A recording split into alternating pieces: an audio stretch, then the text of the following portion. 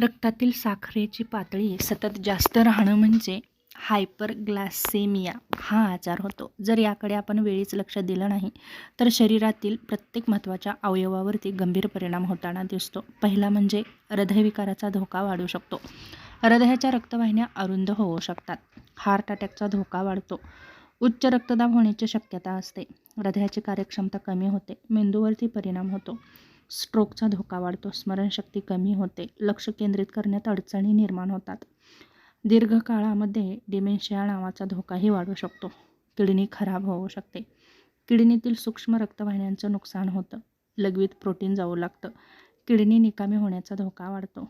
काही रुग्णांना डायलिसिसची गरजही लागू शकते. डोळ्यांवर परिणाम होतात. दृष्टी धूसर होते. रेटिनाचं नुकसान होतं. मोतीबिंदू आणि काचबिंदू यांचा धोका वाढतो. उपचार जर घेतला नाही तर दृष्टी जाऊही शकते. मज्जातंतू खराब होतात. हातपाय सुन्न पडतात. हातापायांना मुंग्या येतात. जळजळ होते. टोचल्यासारख्या वेदना होतात. पायाची संवेदना कमी होते. पायांचे गंभीर आजार होतात. जखमा उशिरा भरतात. पायाला इन्फेक्शन होऊ शकतं. गंभीर परिस्थितीमध्ये बोट किंवा पाय काढावा लागतो. रोगप्रतिकारशक्ती कमी होते. वारंवार संसर्ग होतो. सर्दी, खोकला याचं इन्फेक्शन होतं. जखमा लवकर भरत नाहीत. त्वचेचे विकार होतात. त्वचा कोरडी पडते. खाज येते. बुरशीजन्य संसर्ग वाढतो. त्वचेवर काळे डाग पडतात. तोंड आणि दातांचे आजार होतात. हिरड्यांची सूज येते. दात सैल होतात. तोंडाला दुर्गंधी येते. वारंवार तोंडाचं इन्फेक्शनही होऊ शकतं. लैंगिक आरोग्यावरती परिणाम होतात. पुरुषांमध्ये इरेक्टाईल डिसफंक्शन होतं. महिलांमध्ये वारंवार युरिन इन्फेक्शन होतं. लैंगिक इच्छा कमी होऊ शकते. पचनसंस्थेवरती परिणाम होतात. पोट उशिरा रिकामं होतं. मळमळ, उलट्या होते. बद्धकोष्ठता, जुलाब होऊ शकते. वजनामध्ये बदल होतो. सुरुवातीला वजन वाढू शकतं किंवा कमीही होऊ शकतं. त्याचप्रमाणे सतत तहान लागते आणि लघवीही लागते. कधीकधी खूप तहान लागते तर कधीकधी अजिबातच लागत नाही. वारंवार लघवी लागते.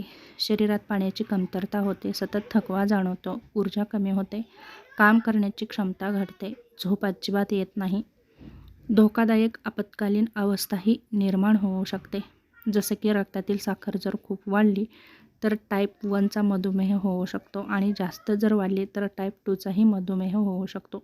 आणि या स्थितीमध्ये आपल्याला खूप अशक्तपणा जाणवतो. गोंधळ वाढतो. जास्त भूक लागते. वजन कमी होतं. थकवा जाणवतो. दृष्टी धूसर होते. जखमा हळूहळू भरून येतात. त्वचेला किंवा लघवीला वारंवार संसर्ग होतो. हातापायाला कायम मुंग्या येत राहतात. यासारखी लक्षणं दिसतील तर नक्कीच उपचार घेणं गरजेचं आहे. साखर नियंत्रणामध्ये ठेवण्यासाठी गोड पदार्थ आणि साखर कमी खा. भरपूर भाज्या, कडधान्य खा. 30 ते 45 मिनिटे व्यायाम करा. वजन नियंत्रणामध्ये ठेवा. पुरेसं पाणी प्या. तणाव कमी ठेवा. 7 ते 8 तासाची झोप घ्या. डॉक्टरांनी दिलेली औषधे वेळेत घ्या. उपाशी पोटी आणि जेवणानंतरची साखर नेहमी तपासा. रक्तदाब, कोलेस्ट्रॉल नियंत्रणामध्ये ठेवा. महत्त्वाचं म्हणजे रक्तातील साखर 1-2 वेळा वाढणं आणि ती महिनोन्महिने नियंत्रणाबाहेर राहणं यामध्ये खूप मोठा फरक आहे. दीर्घकाळ साखर जास्त राहिली तर हृदय, किडनी, मेंदू, मज्जारज्जू यांचं कायमचं नुकसान होऊ शकतं. यासाठी आहार, व्यायाम आणि योग्य ते उपचार करणं खूप गरजेचं आहे.